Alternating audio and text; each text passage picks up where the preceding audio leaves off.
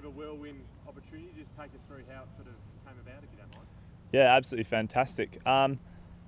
Well, at the start of last week, I got a text from Fitzy and Vogsy asking if I'd like to come and play in a couple of the Scorchers trial matches or practice games for their boys. We finished our season at the end of September, and I'd planned, as I has done a couple of seasons previously, to come out to either Perth or Sydney. So I was just at home playing a bit of grade cricket, relaxing a bit at the end of our season, and saw that as a fantastic opportunity to get some good practice in, if nothing else. And I knew with some stuff that had happened there might be an opportunity. So yeah, it was fantastic to get the call and extremely excited. So you got the call to come down and then have a bit of a sort of play in those trial matches. When did you actually receive confirmation that you'd be part of the playing roster? Yeah, I guess towards the back end of last week, I knew that there was a reasonable opportunity and a reasonable chance to come and make a bit of an impact. But I think it was confirmed about Thursday of last week after the first game. I've known Vogsy reasonably well since he was my captain at Middlesex about 5 or 6 years ago, and a lot of the current playing group are my good friends too. So I went down there, enjoyed myself for a couple of days, and yeah, it was fantastic to sign on full time. You mentioned you've known a few of the guys, obviously schooling here, and then you've gone over there. But take us through the guys you do know, the relationships, and I guess the bonds, and I guess the advantages of already having that. Yeah, I guess a slightly unique situation for an overseas player to have grown up about 10 kilometres from here. I played my junior cricket at Claremont, Netherlands, so I played with Jolie Paris, Tim David, Matt Kelly.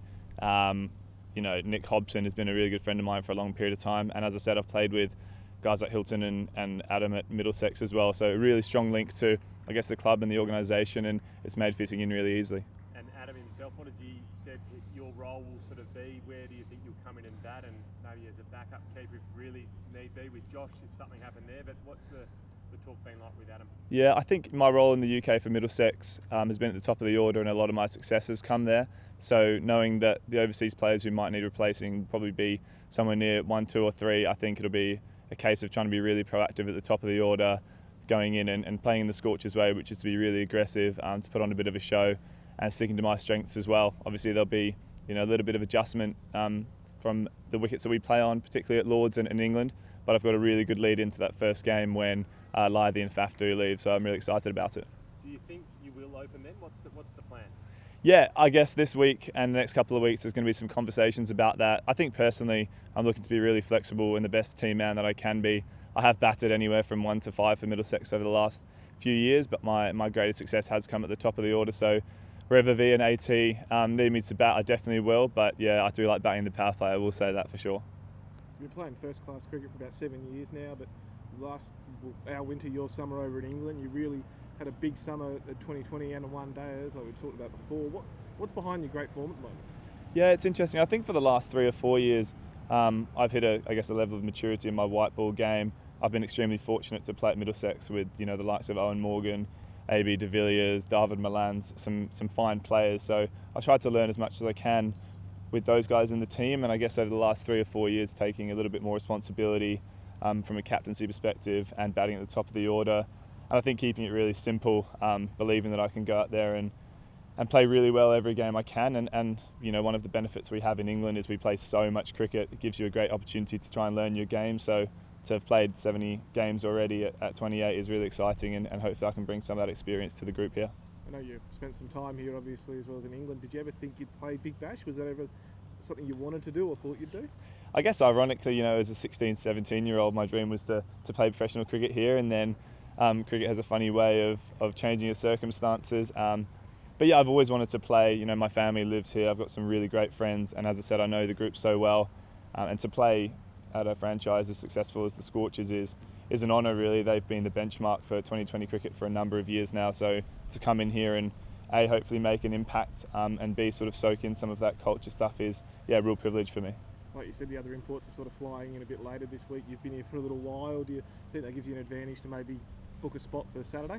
Oh, I don't know. As I said, I'm here to do what the team needs. We've got some fantastic cricketers, Lythy, Faf, I think they don't need any introduction, and Millsy too. So yeah, I'm here to help out as much as need be. I'm always ready. I've been playing and training for about the last 5 or 6 weeks now. So I said, if needed, I'm absolutely ready, but I know we've got a fine roster of internationals ready to go to. What's the difference playing in the Vitality Blast and in those English conditions to over here?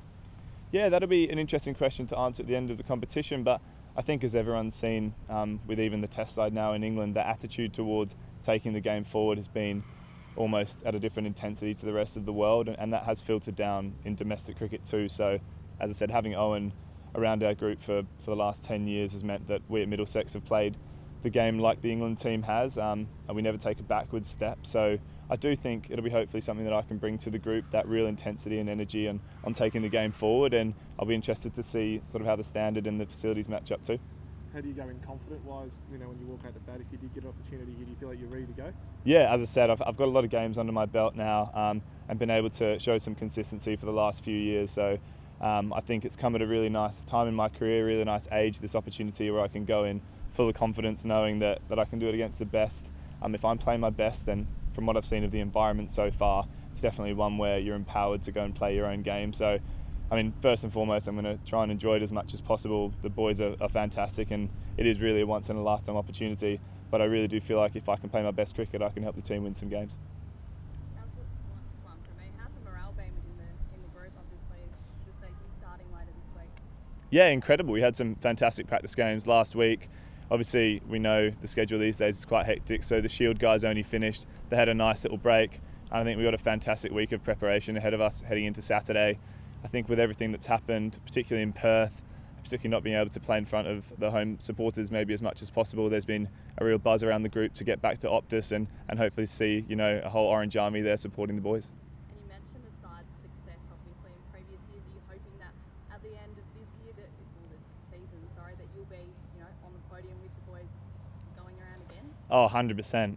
I think they've got a method that certainly shows that they can be successful when they play their best cricket. But I think fundamentally, there's no pressure in the environment. Teams that play the 2020 cricket without pressure are often the most successful. So I think they know that if they play their best cricket, or we know that if we play our best cricket, we're a match for any domestic team in the world. So I'm sure if we do that, we'll be there and thereabouts. And just for our fans, I know we touched on it briefly before, how would you describe yourself as a player? Yeah, I would say, I'm a little bit of a classical 2020 opener, a little bit like someone like David Milan. I do hit the ball on the ground, but I'll be going hard from ball one. I know we've got some fantastic top order batsmen, so I'll be looking forward to partnerships with those boys. Maybe a little bit funky, hitting the ball in different areas to a lot of different guys, bringing in some of that English style 2020 with some ramps and some sweeps and that sort of stuff. But yeah, hopefully fun to watch. Thanks, Mark. Awesome. Cool. All good.